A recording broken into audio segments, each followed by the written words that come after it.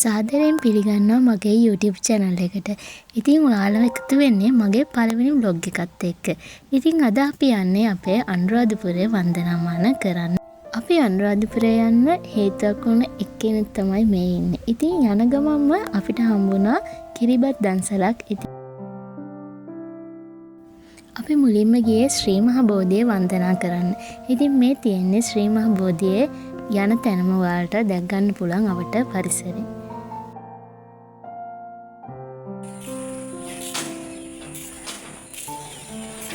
ශ්‍රී මහා බෝධියට ඇතුල් වෙන තැනම ඇහැල ගහ මෙන්න මේ විදිහට තමයි ලස්සන මල් වලින් පිරීලා තිබුණේ.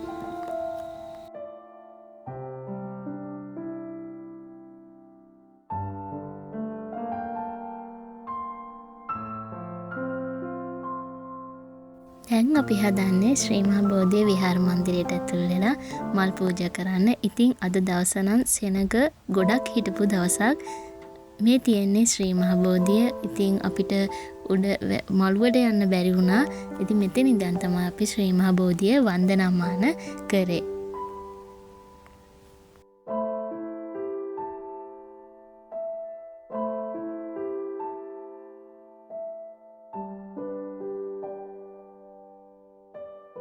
දැන් අපි යන්න හදන්නේ රුවන්වැලිසෑය වන්දනාමාන කරන්න.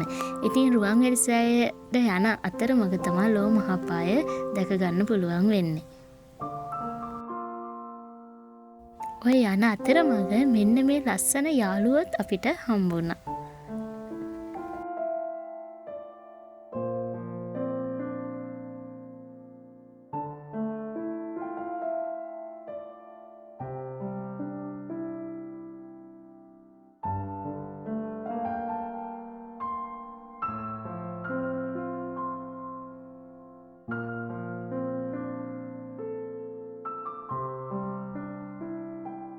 අපි රුවන්වැලිසෑය වන්දනාමාන කරන්න යද්දි නම් ටිකක් අවසර වැඩි.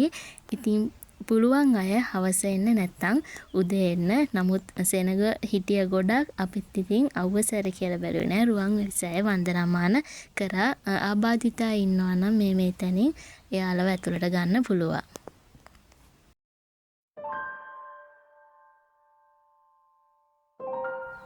ඉතින් අපිට ඒ රුවන්වැලිසෑය වන්දනාමාන කරන අතරමඟ මේ වගේ මල් දන්සලකුත් හම්බුණා.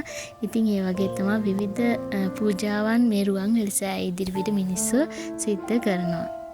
පොඩි අය පවා හරි සතුටින් මේ දේවල් වල නිරත වෙනවා මේ රුවන්වැලිසෑය ඉදිරිපිට.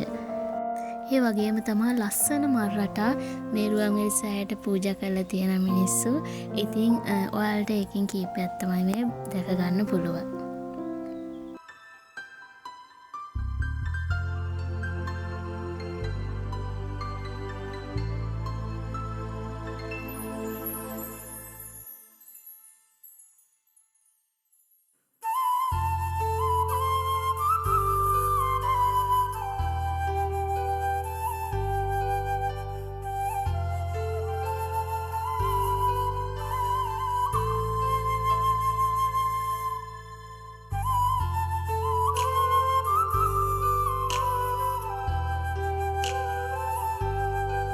අපි හදන්නේ ථූපාරාමයේ වන්දනාමාන කරන්න යන්න.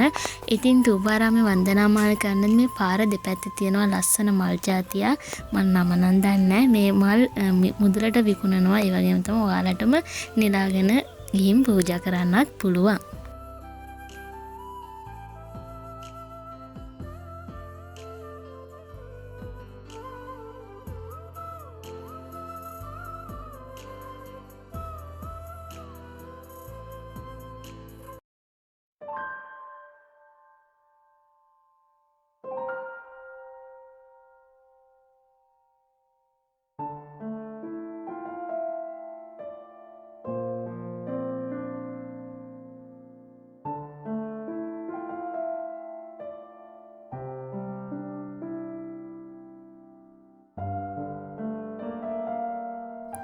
මේ තමයි අපේ තේ වෙලාව. ඉතින් ගෙදරින් අරන් ගිය රසාළුව තියෙනවා, තේ තියෙනවා. දැන් ඉන්නේ ජේතවනාරාමයේ. ඉතින් ජේතවනාරාමේ නම් රුවන්වැලිසෑය තරම් සෙනගක් නැහැ. නිදහසේ වන්දනාමාන කරන්න පුළුවන්. ඉතින් තනිකර ගඩොල් වලින් තමයි මේ ජේතවනාරාම චෛත්‍යය නිර්මාණය වෙලා තියෙන්නේ.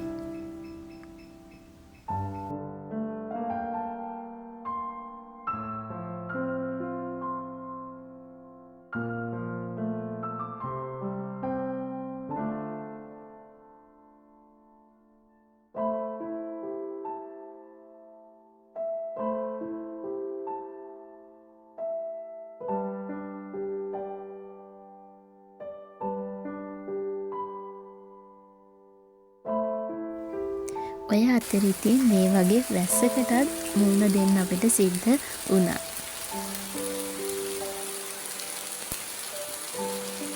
වැස්සෙන් පස්සේ අපි වන්දනාව කරන්න හදන්නේ අබේගිරි චෛත්‍යය. ඉතින් ගිහින් බලමු අපේ අබේගිරි චෛත්‍යය. අබේගිරි චෛත්‍යයේ රුවන්වැලිසෑය තරම් සෙනගක් දැක ගන්න පුළුවන් වුණේ නෑ. ඉතින් නිදහසේ වන්දනාමාන කරන්න පුළුවන් වුණා අබේගිරි චෛත්‍යය.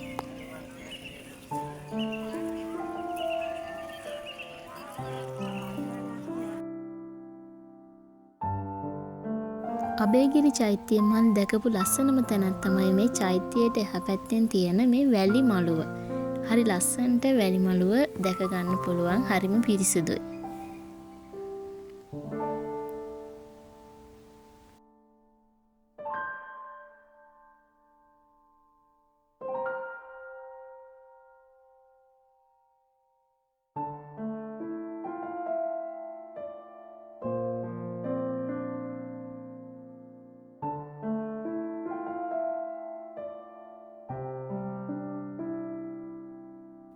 දැන් අපි වන්දනාමාන කරන්න හදන්නේ මිරිසවැටේ චෛත්‍යය.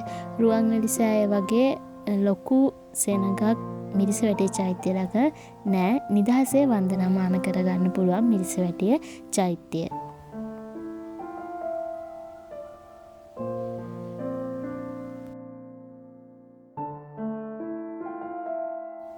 මිරිසවැටේ චෛත්‍යය ඉතින් මේ වගේ පොඩි වට කපලා තිබ්බා මේ ඇතුළට කෑල්ලක්. ඉතින් මොකද්ද හේතුව දන්නේ නැහැ. හැබැයි එතන පහනක් දැල්වලා තිබ්බා. කවුරු හරි දන්නවනම් මොකද්ද මේක හේතුව මොනවා හරි විස්තරයක් පහලින් කමෙන්ට් කරන්න මොකද්ද ඒ කියලා. 12 මහේ පහනක් කියලා තමයි මම නම් හිතන්නේ.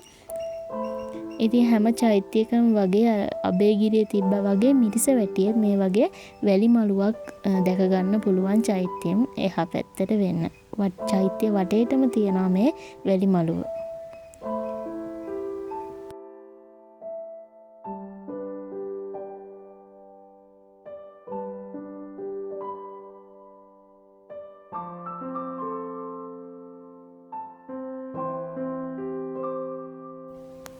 මේ තියෙන්නේ සඳහිරු සෑය. ඉතින් සඳහිරු සෑය ළඟදී තමයි නිර්මාණය වුණ චෛත්‍ය. අනුරාධපුරේ ආවහම ඉතින් අනිවාර්යෙන් හැමෝම බලන තැනක් තමයි වන්දනාමාන කරන තැනක් තමයි මේ සඳහිරු සෑය කියන්නේ.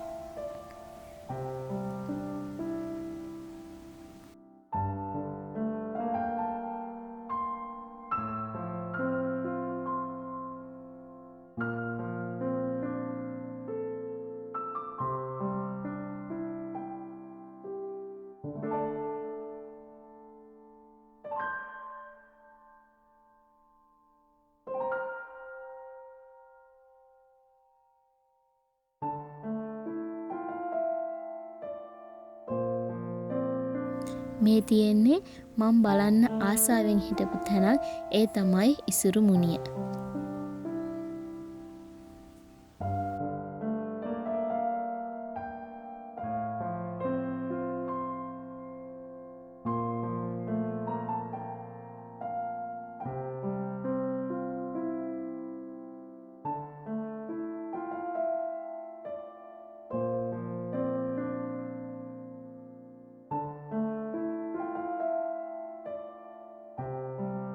ඉසුරු මුනියේ ආවහම හැමෝම වගේ කරන එක දෙයක් තියෙනවා. මේ තැන තියෙනවා කාසි දාන්න තැනක්. හේතුවක් නම් දන්නේ නැහැ. ඉතින් හැමෝම ඇවිල්ලා ඔන්න ඔය පේන තැනට කාසියක් විසි කරනවා. සමහරුන්ගේ කාසි වැටෙනවා. සමහරුන්ගේ කාසි උතන තියෙන පොකුණට වැටෙනවා. ඉතින් ඒක හැමෝම කරන දෙයක් ඉසුරු මුනියට ආවට පස්සේ. ඔය තියෙන්නේ ඉතින් ඒ විදිහට ආපු අය දාලා ගිය කාසි තමයි.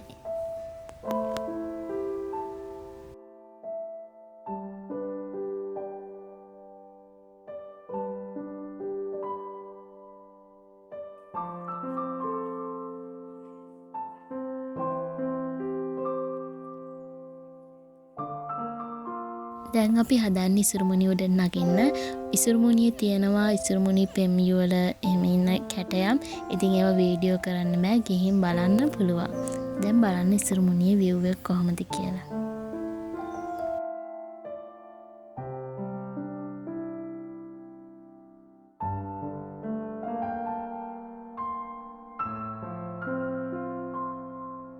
ඉසුරුමුණිය උඩටම තමයි අපි දැන් මේ නගින්න හදන්නේ.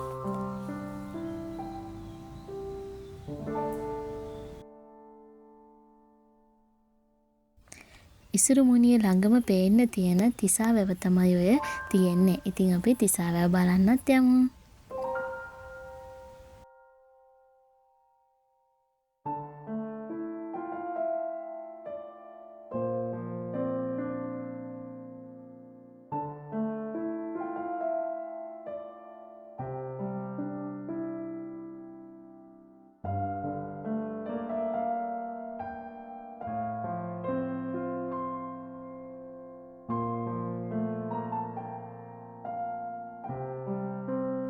ඉසුරුමුණිය යනවනම් ඔයාලටත් මෙන්න මේ යාළුවා අනිවාර්යෙන්ම හම්බෙන්න ඕනේ.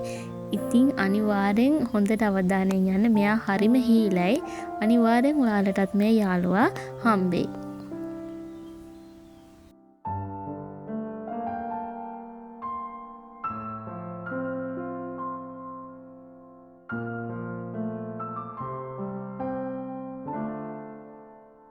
මේ තියෙන ඉසුරුමුණියේ පහළ තියෙන පොකුණට වතුර එන්න හදලා තියෙන ක්‍රමයක් මං හිතන විදිහට ඔයාලත් ඉතින් ඇවිල්ලා බලන්න ඒක කොහොමද කියලා. අපි දැන් යන්න හදන්නේ තිසා වැව බලන්න ඉක්මනින්.